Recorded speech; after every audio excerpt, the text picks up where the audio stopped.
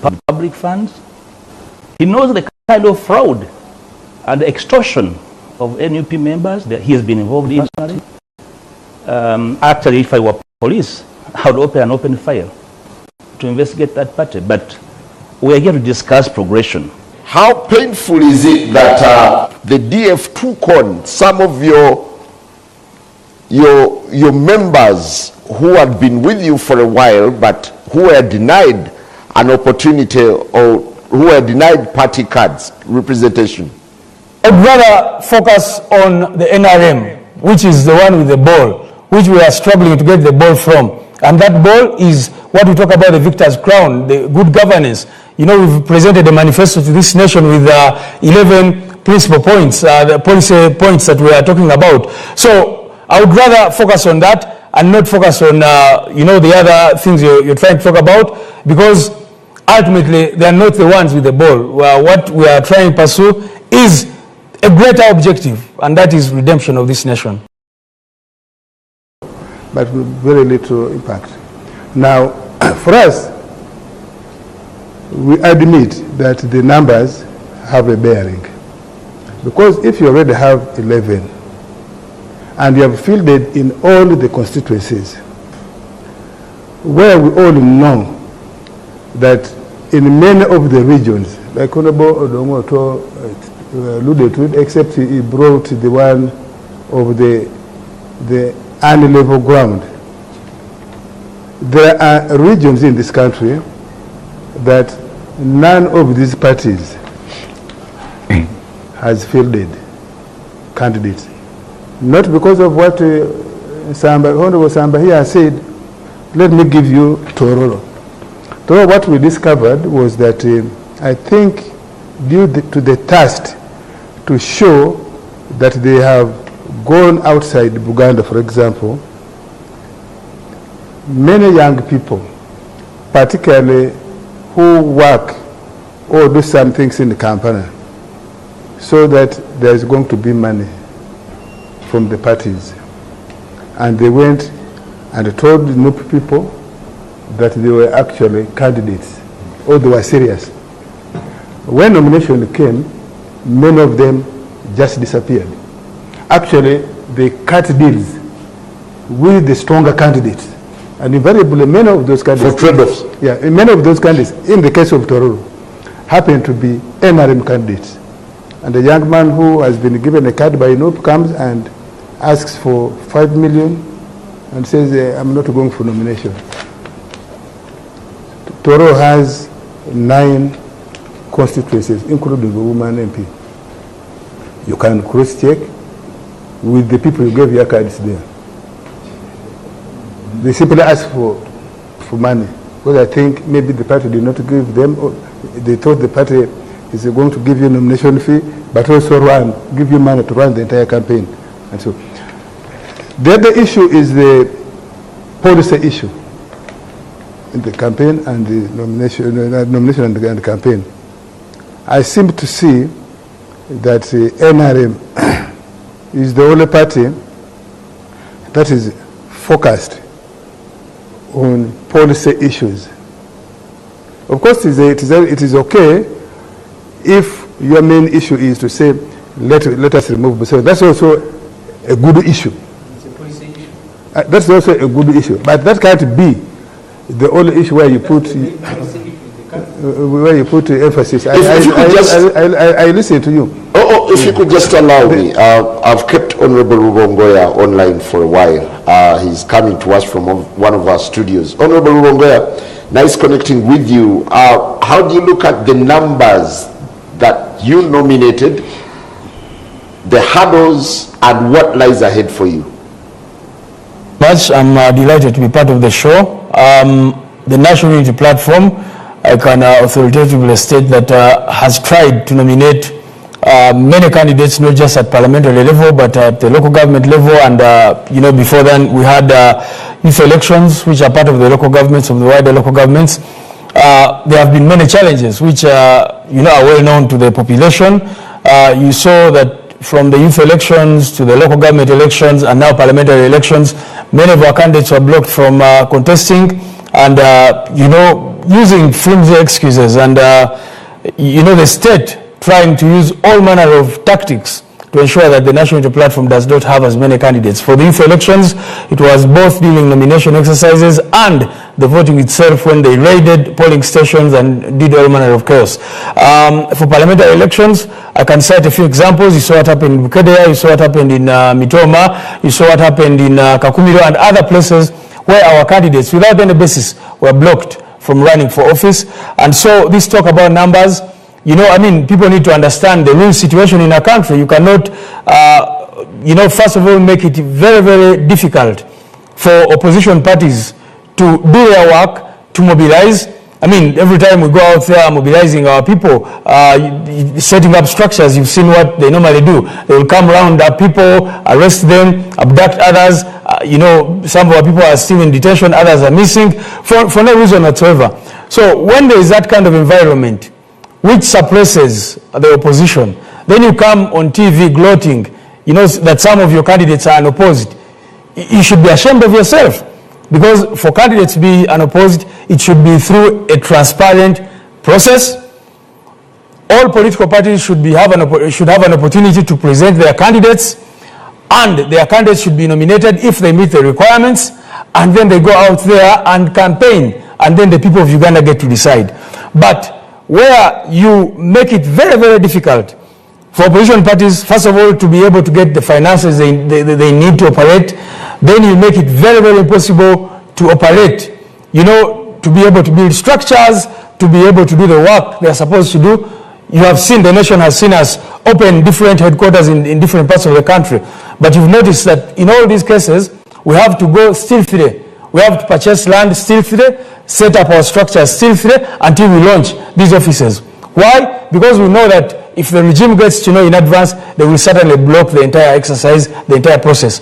So the NRM people who are speaking must be ashamed of themselves, because once you make the environment almost impossible for the opposition to operate in a country, then you come up gloating that, you know, we have an opposite candidates, that we have so many candidates. That is very, very shameful. I want to associate myself with the words of the Honorable Semujunganda to say that, yes, you've now gotten some of these numbers illegally and unfairly, and what that does actually is to increase the anger of the population about the protest vote that we are going for. So we believe that the people of Uganda will be able to come out in large numbers for the presidential election and say enough is enough to whatever is going on. Louis, do you worry that the new players on the block are eating into your strongholds? I don't think there's any. First of all, for us, our aim is we are fighting against the NRM regime. You know, the NRM regime and its agents and those it associates with and all that. So that's our target. That's the enemy. That's where we are putting all our energies. Not on any other, you know, whatever you're calling other forces and all that. Because in Uganda right now, there are two options. One is the oppressors, the other ones are the oppressed. So the people of Uganda will have an opportunity come January to determine whether they are going to stay under the same conditions or to change. And as far as we know, the National Unity Platform represents that change. We are delighted by those other comrades in other forces who associate with our message, who we've been working with, who we've been discussing with and talking with to see that we advance the cause. You've seen us a number of times engage with our comrades in the PFF. You've seen us engage UPC and other like-minded forces of change. So we are glad that we can move with those comrades to see that we bring about change in this country. All the others, I can say, are diversions. Moses would love to engage you with a question here. You say you are working with other people like PFF to remove the enemy, but Honorable Semuju here has a candidate from NUP in his constituency, somebody called Musisi, and even for the Lord Mayor of Kampala, NUP has a candidate against them. So what are those candidates doing? Are they just escorting the incumbents? The incumbents, or you are serious to unseat them from their seats? Against some of those candidates does not take away the fact that we are pursuing the same objective of changing our country. You know, the main objective is to remove General Museveni and his decadent system that has brought a country to its knees. Our presidential candidate, the Honorable Sentamu Kyagulanyi, today was meant to be in Karenga, but he could not get there on time because of the terrible set of roads. So, if that is the situation that is happening in the country, healthcare, education and all that, we can come back to talk about the parliamentary seats you're talking about, but the main objective is to bring about a change that every Ugandan can be, proud of. So, we are a political party, and a political party which definitely called for expression of interest, and people express interest in all positions. And we could not ring fence certain positions and say, these ones are not going to field candidates and all that. So yes, in fact, that should be healthy if we had a democratic society. Political parties can cooperate at certain levels, strategic levels, even when they are competing with each other at the lower levels. So I don't see any contradiction whatsoever. How painful is it that the DF took on some of your members who had been with you for a while, but who were denied an opportunity or who were denied party cards representation? I'd rather focus on the NRM, which is the one with the ball, which we are struggling to get the ball from. And that ball is what we talk about, the victor's crown, the good governance. We've presented a manifesto to this nation with 11 principal points, the policy points that we are talking about. So I would rather focus on that and not focus on, the other things you're trying to talk about, because ultimately they are not the ones with the ball. What we are trying to pursue is a greater objective, and that is redemption of this nation. Bodongoto has a question for you. No, I just have a very honest submission. I think at 48 years, I should be a little more frank. There is a lot more deception in NUP than what the eyes can see. I know what I'm talking about. Because for heaven's sake, Alan Sewanyana nearly died in prison. And he comes out and the party card is given to someone's girlfriend. This is not how you run a political party. I have been in several street battles with Honorable Matthias Mpuuga while the leader of opposition. NUP pushes him out of his position because they fear is more prominent than Bobiwine. Seri Ibrahim is one MP, I would rather than an election, but not Semuju. And then find NUP fund people day and night to get Semuju out of parliament. So this raises credibility in the eyes of some of us that what the hell is NUP in this Uganda? We need answers. Mr. Over to you. Again, like I said, this country unfortunately has so many, people you see moving around, and but the objectives are well known, and the nations sadly are meant to derail whatever gains the people of Uganda are making in terms of trying to redeem themselves from the mess that we find ourselves. So what I want to say is that when the party starts a process and people contest in that process, you go in that process knowing that you're going to either emerge victorious or not emerge victorious. Any serious person who can think will realize some of our incumbents made it, others did not make it. Some newcomers made it, others did not make it. So I don't want anybody to be misleading the public, to say that there are people who should be untouchable, who should, when you put out a process and say, come and participate in this process, then it has to be open, it has to be transparent, it has to be fair, and that is what we follow. In NUP, we don't bring first positions. We say that we are going to give 60% based on the ground survey, we are going to give 40% based on the vetting committee, and whoever you are, if you do not make it through that system, unfortunately, cannot just grant you the card. Because what I think Honorable Odongo calls us is to be corrupt, is not to follow the principles that we put in place.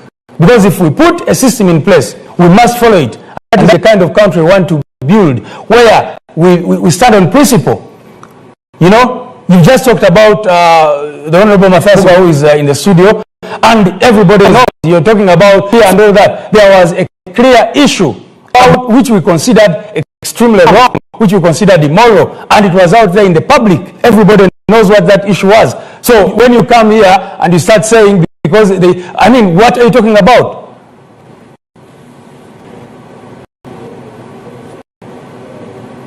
appoint Bobiwine's brother to be a candidate in one constituency. It's like the same system we are fighting. It's the same system we are replacing. I need help here. Well, Honorable Mpuuga has been mentioned in all fairness. You need to make a rebuttal to... There's nothing to rebut about. Mr. Rubongoya knows the level of fraud in which he is seated personally, and I'm not about that kind of altercation. He knows himself. He knows so well. He knows how much both these are individuals of the party, as a party and peace advocates, what they have been doing, public funds. He knows the kind of fraud and extortion of NUP members that he has been involved in personally. Actually, if I were police, I would open an open file to investigate that party. But we are here to discuss progression, and I hesitate to discuss the past of Mr. Rubongoya because he knows so well that things I would rather let the public eventually judge him upon, and for him to engage with me personally. I don't know why he didn't come here. I saw him around here. Why did he come and sit here? Did you choose to sit away in a curtain and start speaking from a curtain? He was around here. Why did you come here to the panel? So I rather that we focus on serious matters of the party. You are very curious about the. We believe that being a younger party, for us for the candidate must apologize to the nation. That please forgive us, we have a candidate in Masaka City. Please forgive us, we are going to Aru County. But you know for a fact that we founded NUP. We nominated over 300 candidates in a period of 3 months. Was that a crisis? Was that a miracle? I've been around for a while, and I have a fair understanding of what it takes to build an organization. Before I let off Honorable Rubongoya. Leave Rubongoya alone. He has nothing to say. He knows. He has something to say. We invited. He should have come here to say it from here. Unfortunately, there wasn't sufficient space, so we had a studio. So the next time you call a baraza, call him to be part of it and speak to him face to face.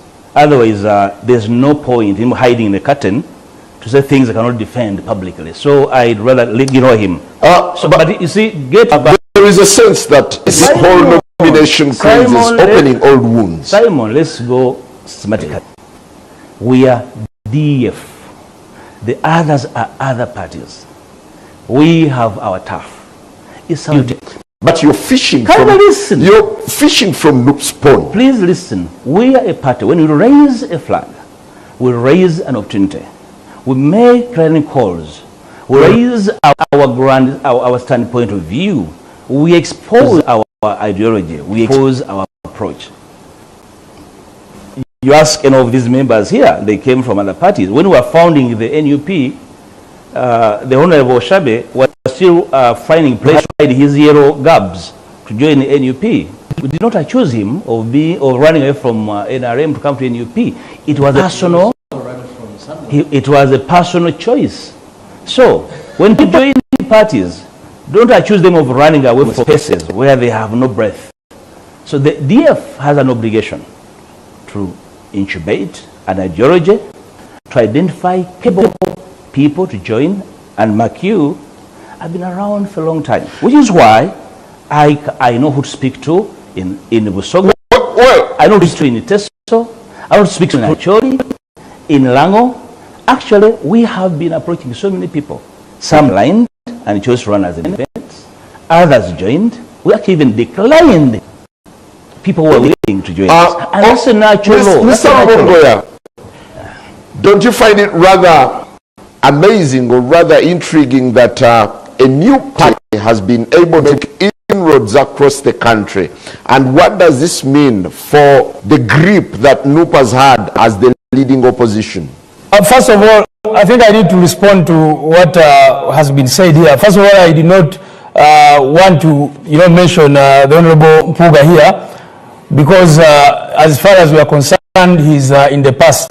It is Honorable Donga Oto who brought up his name, and I was duty bound to respond.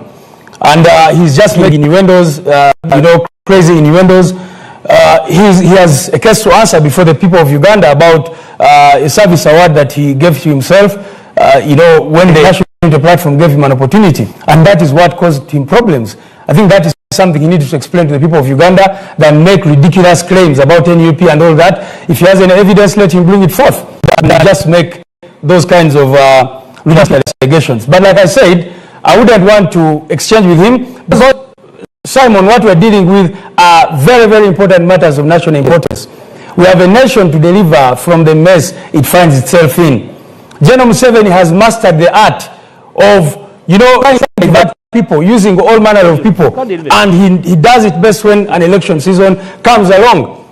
He wants to create discord, confusion and all that, so that instead of focusing on him, you're focusing on his surrogates and all that. And we don't want to be in that kind of situation. What I can say is the National Unity Platform is on course.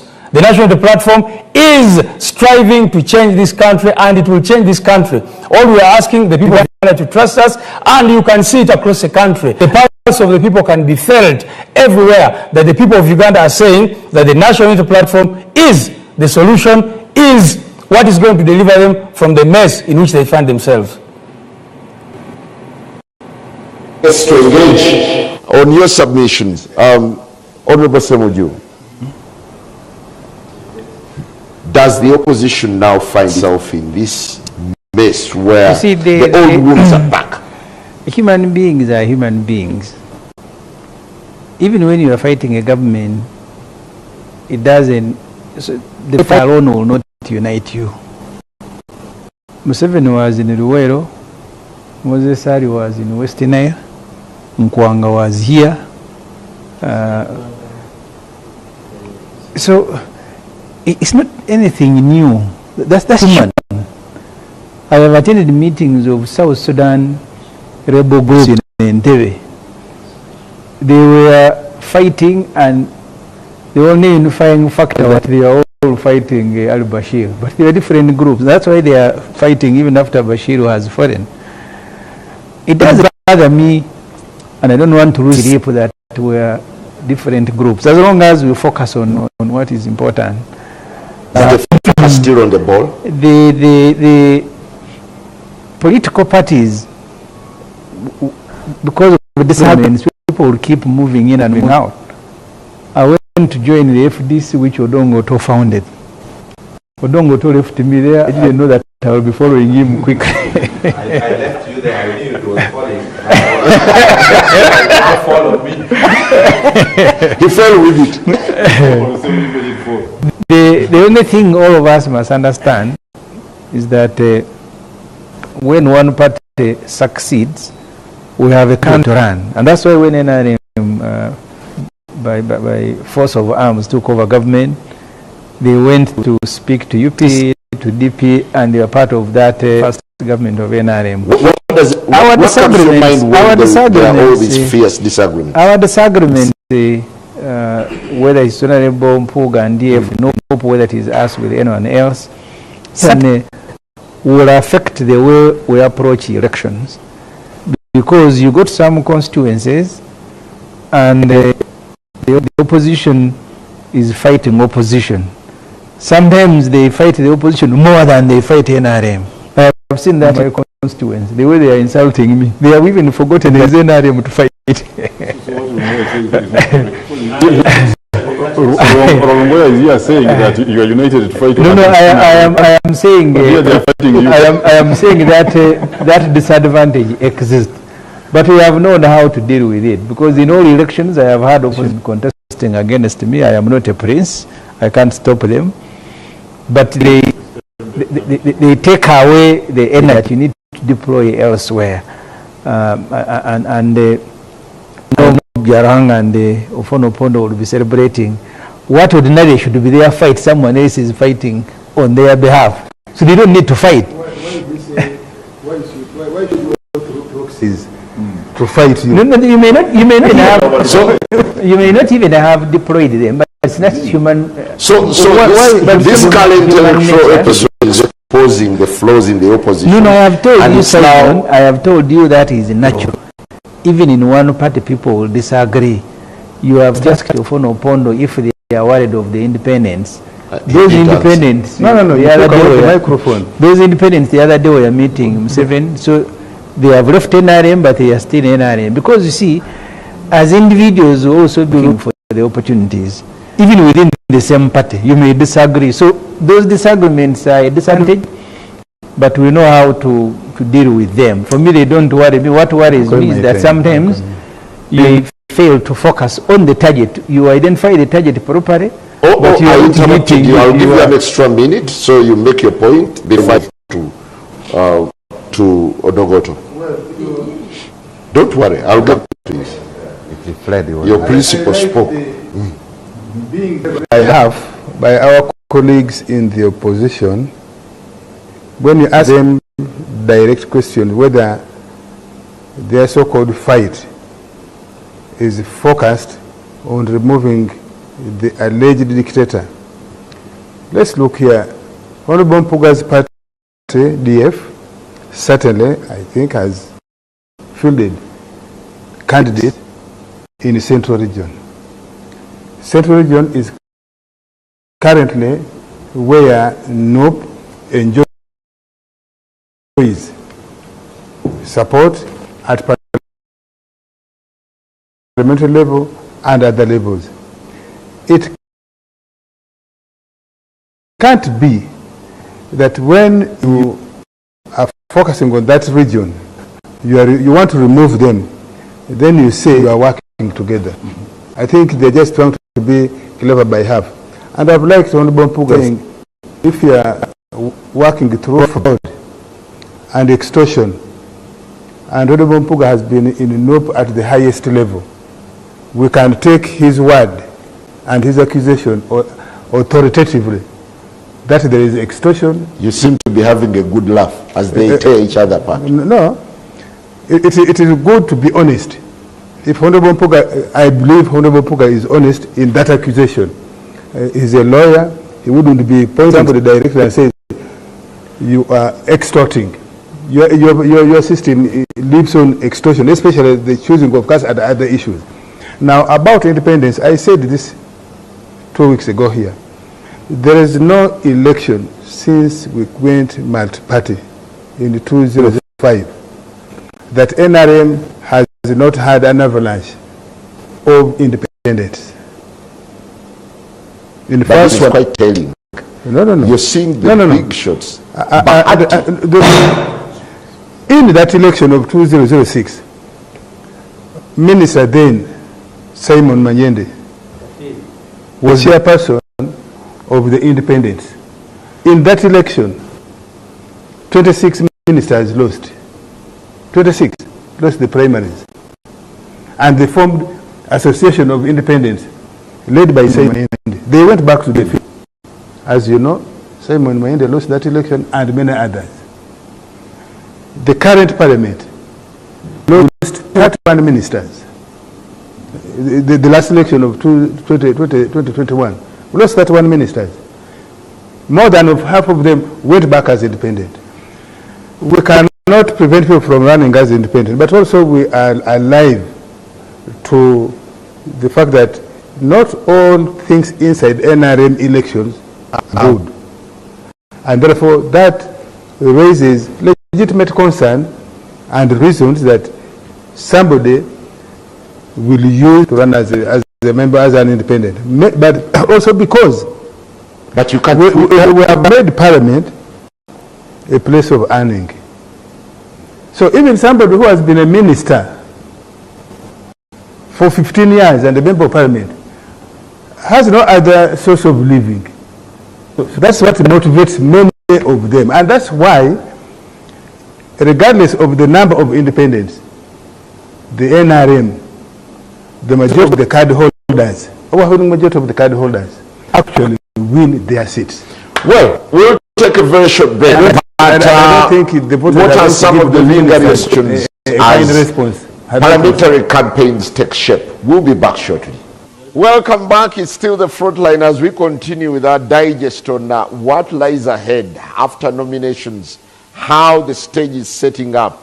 Well, Honorable Rubongoya, there seems to be quite a number of issues emerging regarding trust, regarding discontent that has actually forced a number of your erstwhile very steadfast supporters to shift base and join new camps. Do these things really worry the party? Absolutely not. First of all, it is expected because when you go into contestation, you expect some people to win, others to lose. And people treat losses in different ways. So what I can say is that the people, for example, in the last election who went either as independents or went to other parties were many more than the ones we've seen in this election season. But it is expected. You're there with these NRM people. They had an election, quote unquote, people were lining up. But I saw over 300 petitions, people saying that the election was not free and fair. Even when there was lining up for everybody to see, these elections were being held in broad daylight.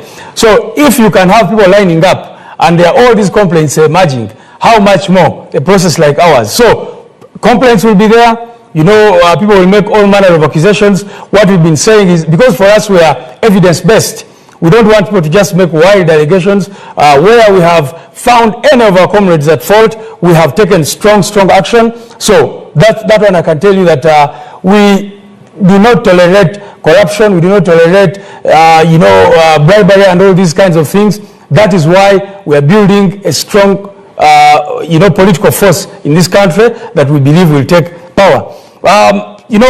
One of the things that has been mentioned here, about these other forces, I also want to say that, for us to determine who we work with, we look at their objectives.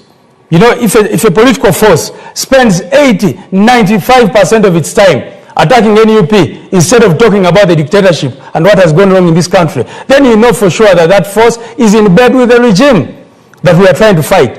If you find anybody spending 95% of their time speaking about NUP, and that is their main focus, they are not talking about the poor healthcare, they are not talking about corruption, they are not talking about all the impunity that we see in this country, they are focused on NUP, then you must question their true intentions. But for us as the National Unity Platform, like I said, we do everything possible to see that we stay on course despite all these distractions.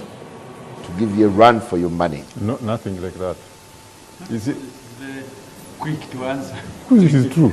Now, the people who are suffering from Nupa, like Semuju here, they are put a candidate against him. But there was a candidate last time. Well, okay. They have put a candidate against him and others, and on one hand, Rubongoya is saying they are working together with Semuju, but they're also fighting Semuju in his constituency. If you go to the mayorship in Kampala, they have a candidate against Elias Lukwago, who is Semuju's party leader. Now, look at here, like Ofano was saying, in Uganda where they have candidates. Definitely, I have doubt if NUP can win Honorable Mpuuga. And the others in that area where DF would maybe look strong at parliamentary level, definitely they are going to lose seats, some of the opposition people. Is that your prediction or it's clear cut? I'm an analyst. And I can tell you my predictions, they tend to be correct. Now, they will lose some of the seats, definitely. They were going to lose, gain more. I don't see them gaining new seats.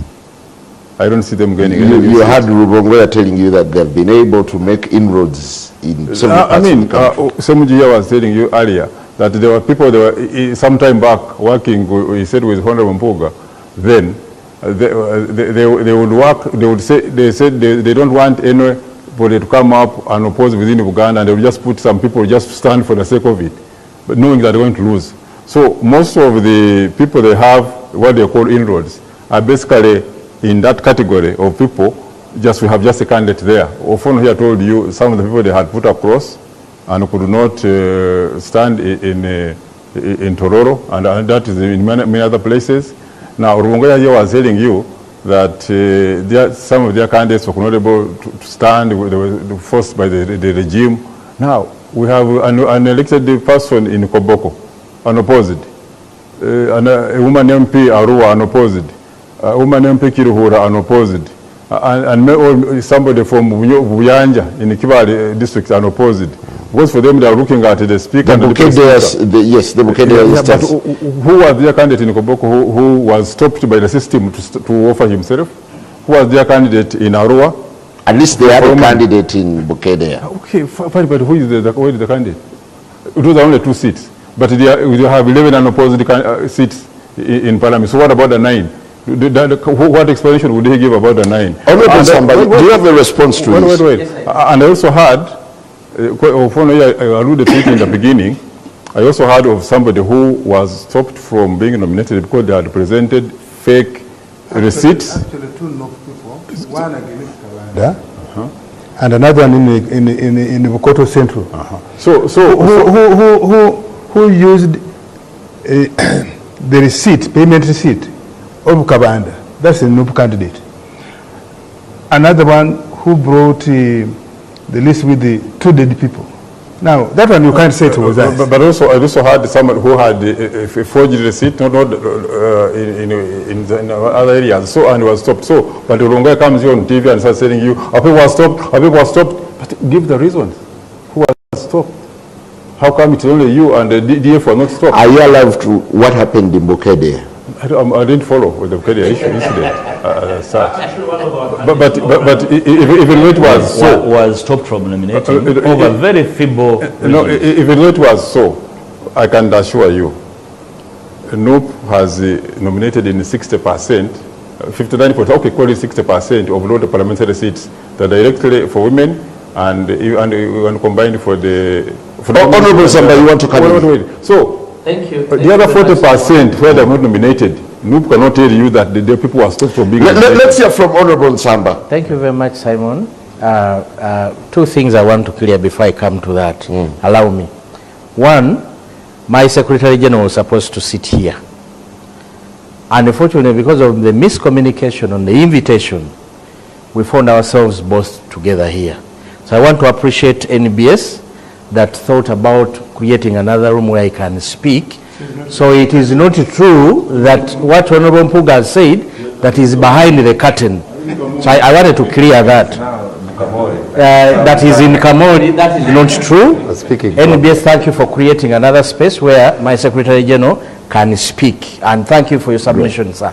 Secondly, Honorable Matthias Mpuuga is being so unfair to the public of Uganda for having concealed information about how the fraud the Secretary General of NUP makes.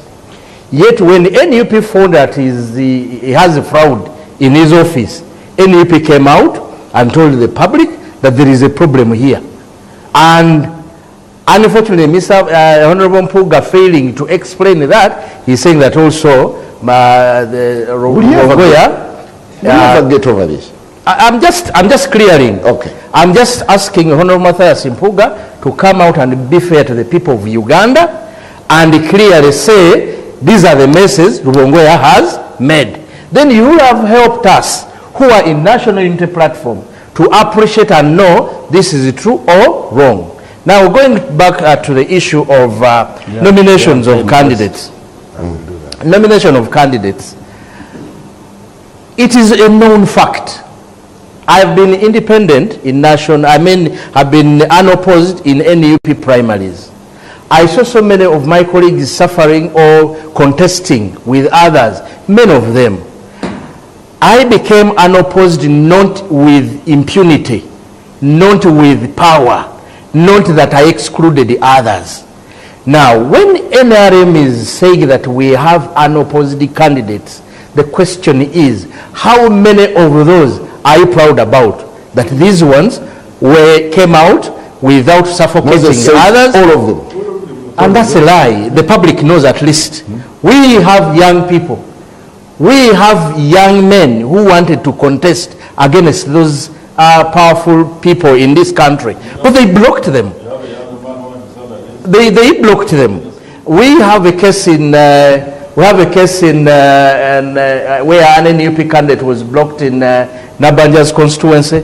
We have cases where in Deputy Speaker, the petitions are on. Deputy Speaker's constituency, he came unopposed, but we had a candidate there. Now this that he's talking about, what you're talking about is the fraud of NRM.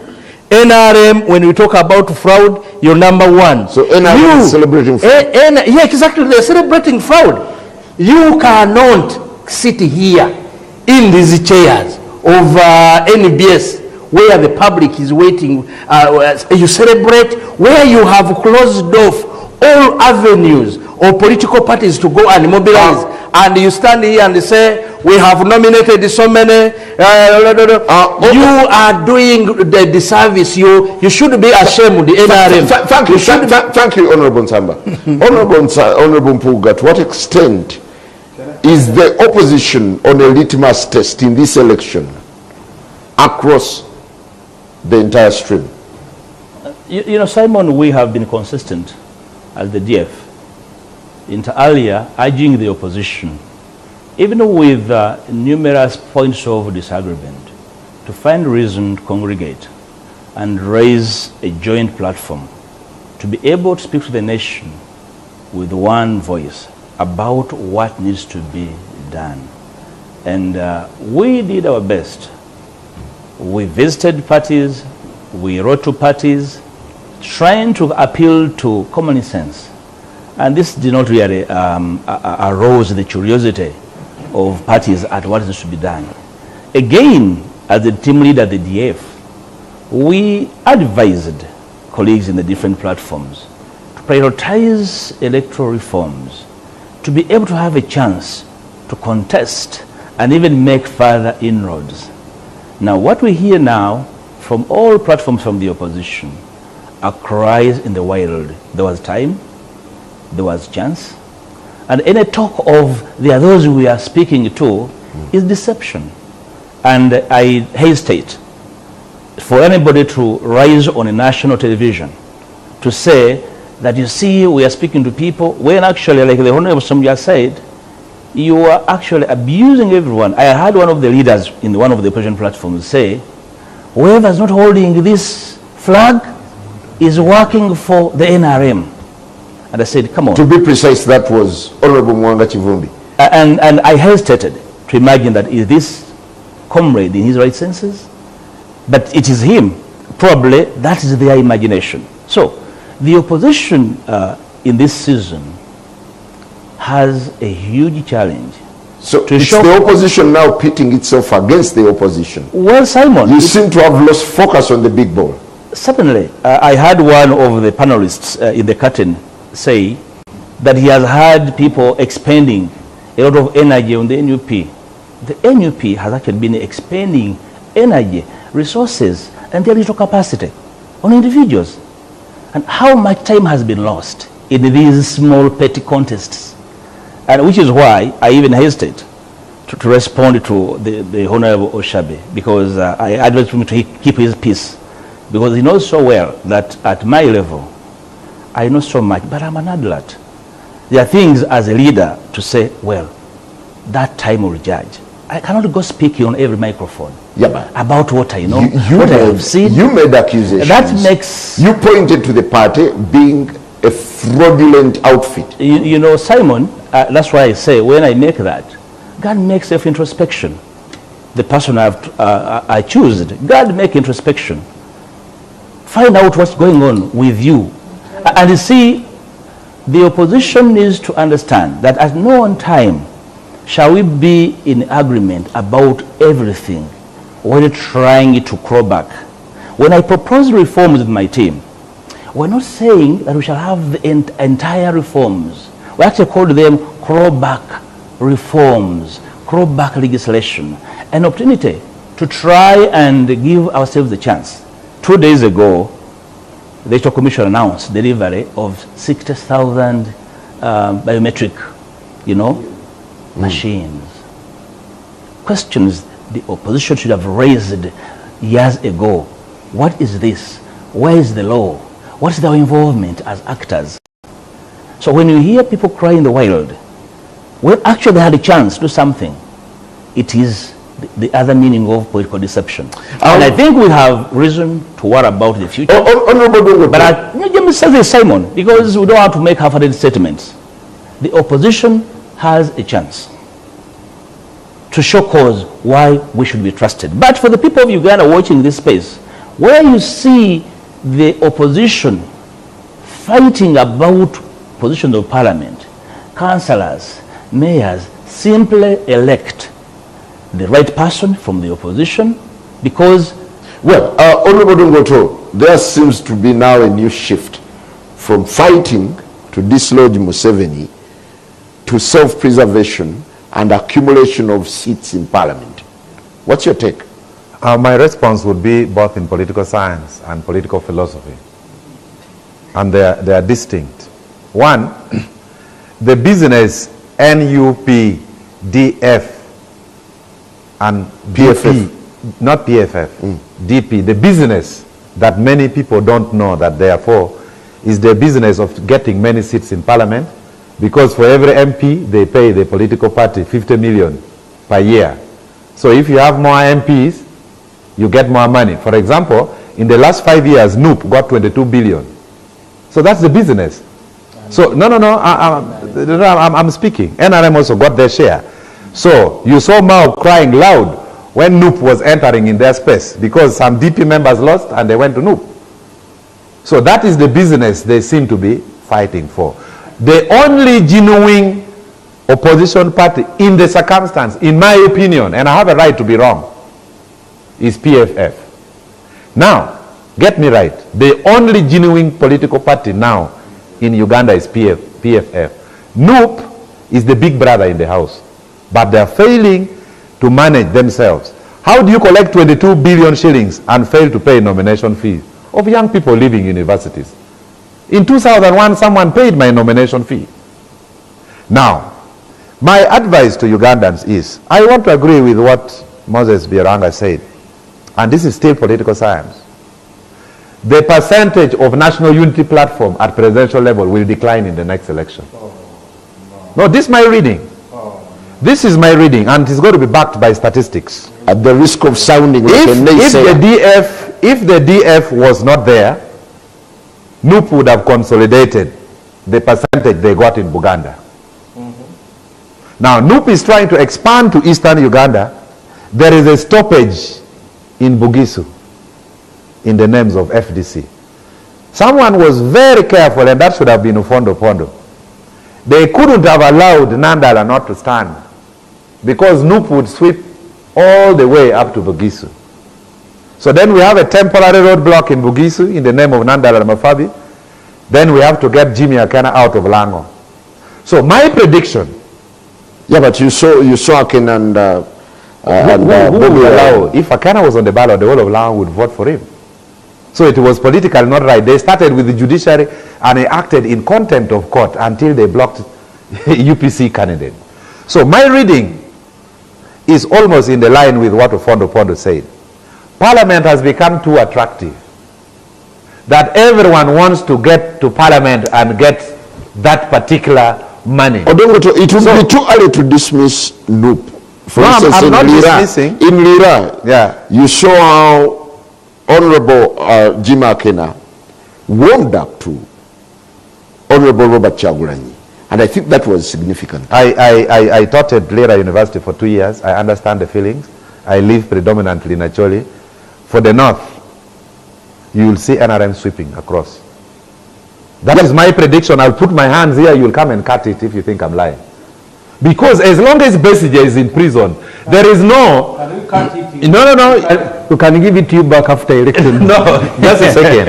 As long as Besigye is in prison and no one cares, he was bringing rhyme and rhythm and wave, all the elders have retreated.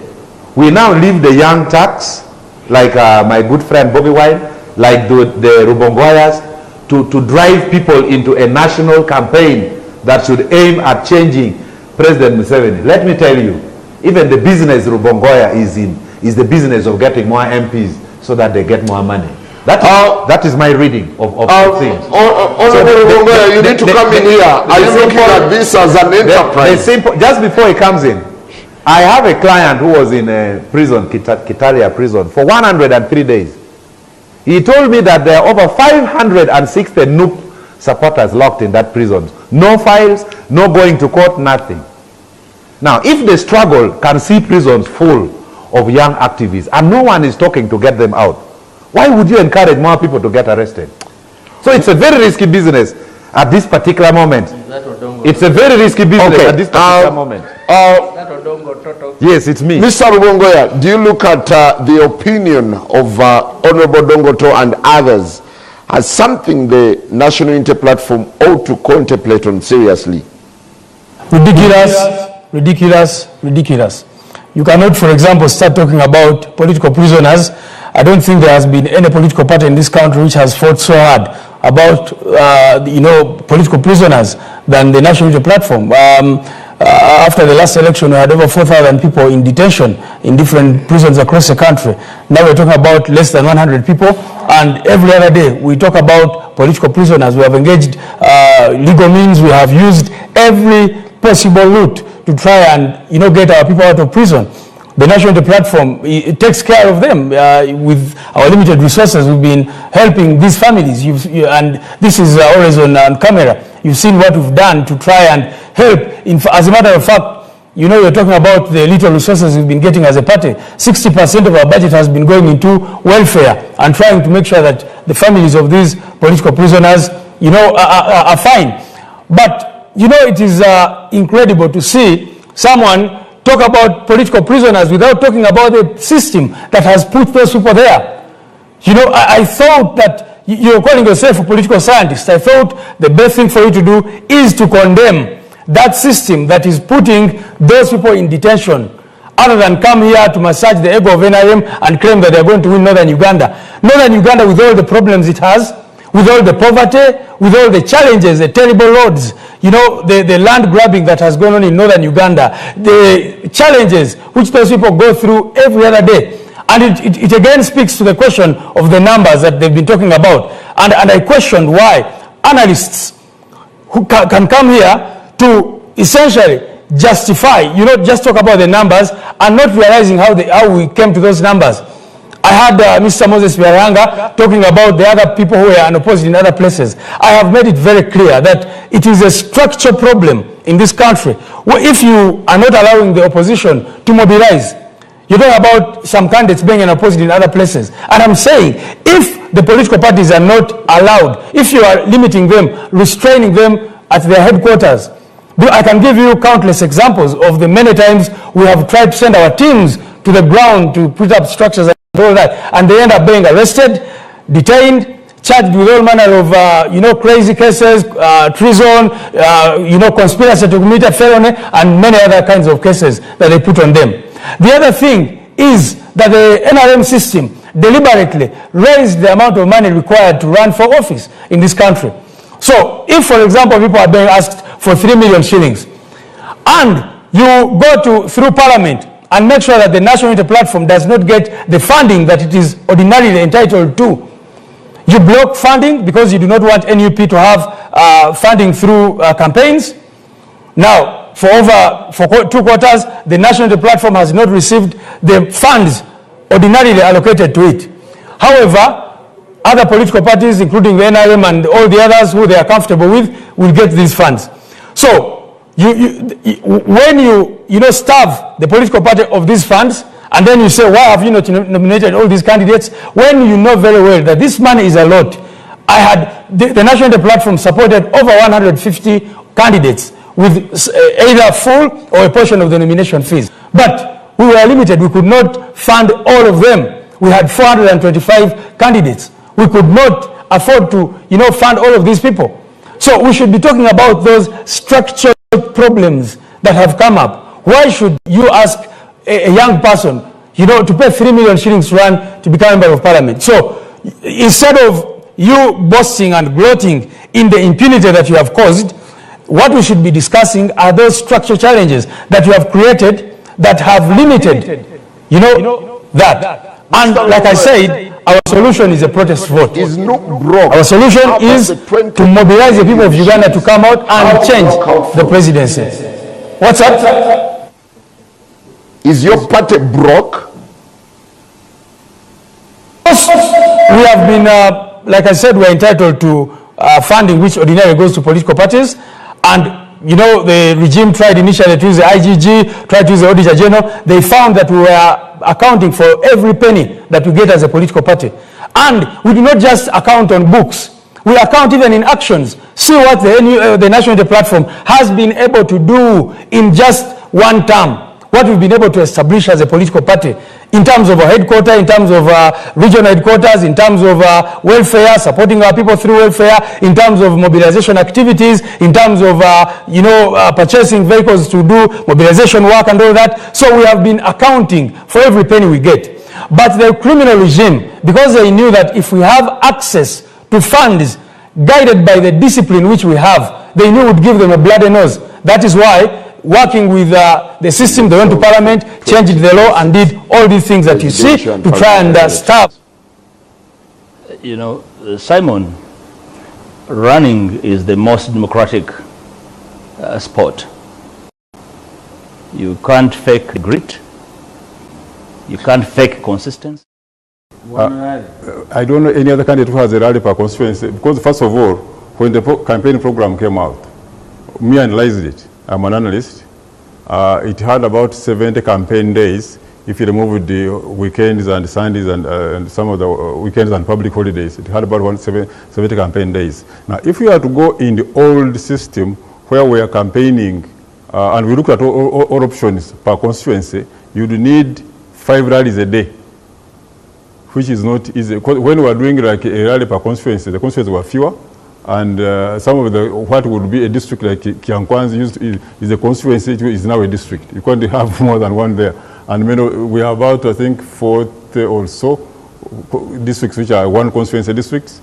Now, when we looked at the planning time, we said the time given and the number of districts available now, there are many, including the cities. The campaign days are fewer if you are to go by constituency, and so I represent candidate Museveni at the Electoral Commission meetings. No. I present him at the campaign at the Electoral Commission. There's no candidate who is going per constituency, even those who are young. So it's not about the age impediment. It's an example. We are Kasanda, when Chagulanyi came, he went through all the constituencies. Listen. But the program, the program, which is a public document anyway, is out. That the program which we have at the Electoral Commission is a public document. Or each presidential candidate is going to a district, having a rally in the district. That's what is recorded with the Electoral Commission. So your win is already in the bag. Now what we want is to urge all our supporters to come and vote. Oto here has told you, Honorable Oto, that in Acholi we're going to win there, and that's a fact. And we won last time in Acholi. We won last time in West Nile. We won last time in Lango. We won last time in Karamoja. We won last time in all those places. Now, I don't see any reason for all those people who voted for President Museveni last time and NRM in particular, they have no reason not to vote for it today. On the contrary, even where we had performed fall here in Uganda, you see, in the last election, just getting out of COVID, here in Uganda and some parts of Soga are the highly urbanized areas in Uganda. People were in the lockdown, they are not working. Here they have to pay rent, they have to buy food and so forth. So they had that economic situation which was pressing them. For me, it was protest voting then. But now, with the programs or economic programs like PDM having run across the country, the other day I was looking at Acholi Police Sub-Region. Acholi Sub-Region has 466,000 households. Out of those 466,000 households, 191 households has been reached under PDM. So these are people now in economic booming. So the situation today, but has received more money under NUSAF and PDM. And they have voted for NRM. Well, we need to cross again back to Afro-Mobile. To complete this, coming here, I had to carry my car on my back and swim across the river. I think you're contradicting yourself. You made a prediction that they would win. The roads are still bad, though. The situation today in these urban areas is much better than it was then, and that makes it a good reason for them to vote for NRM. Honorable To, what are the key... No, you've spoken. What are the key issues that the country is missing in this conversation around elections? I think, honestly speaking, there is no wave. We don't feel like we have presidential election in the next 60 days. Something is missing. 76 days. Yeah, something is missing. There is no wave. There is no euphoria. But the general feeling at the countryside, I think people see this as the last term for President Museveni. So they are tired. they are just tired. They say he's 82, he's in the departure lounge, so let's give him and we shall sort it ourselves in the next 5-10 years. So that feeling is giving an additional percentage. Isn't that a protest vote? No, it's like the apathy. There is a kind of apathy. You want to suggest protest vote is not gaining ground? No. You see, people see that if a man like Besigye can be in prison and he cannot get himself out, the wife works in the US, what about the ordinary man there, down there? If they get you, what happens? So the intimidation is extensive. And then, I don't know what Semujo thinks about this, an honorable colleague here. We gazetted the army for the uniform for military officers. But now they are covering every part of the face, like they are going to harvest bees, to harvest honey. So it becomes very dangerous. You don't know the person holding the gun is. It becomes a risky business. They can shoot you and you even don't know who they are. They have even covered their name tags. So the moment we have armed personnel not putting on gazetted uniforms, election becomes a very risky business. So for self-preservation, people are saying Museveni is now old, the sun is now setting, let's first see him off, and then we shall sort out ourselves in the near future. Is that is the general feeling across the country. That's what I'm reading. Honorable Nsamba, what is the issue besides the rhetoric of protest vote? Very unfortunate that my brother here calls himself a philosopher. What was I doing at the University of Pompeo Fabra? I was not studying music, dance, and drama like your party president. I was studying political philosophy. I'm a student of philosophy. In philosophy, we talk about things when we think about them critically. One thing that I have to say is that you cannot on one hand say that this regime has not done anything for Ugandans, including saying that where I'm coming from things are bad, and for just one reason to say this man is in his departure lounge, let us give him to gun rest. That's not how people behave during elections. People elect a government because they expect service delivery from it. So what is the issue now? this regime has failed the last 5 years to do anything for Ugandans across board, everywhere. Yeah, it was NRM. In 2016, in my constituency, in my district, you would not talk about anything, whether FDC or anything. We were all NRM. Now you come there today, everyone has abandoned this political party. Why it has been abandoned? Because NRM abandoned the people. So Kassanda is red? Yes, it is red. Like it is in Karamoja, because the people of Karamoja has been abandoned. The people of actually where this man is coming from. This man is the Odongo we followed when we were at university. It's not the Odongo. You were in the movement when we were telling you the thing was exactly. Now I was in the movement and I used to admire you. Yeah. Now you're joining the movement when it is dying. No. There is a tarmac road going up to Acholi. When it is dying. There is a tarmac road going up to Poranga. If you don't have the roads in Kassanda and you are in the NRM,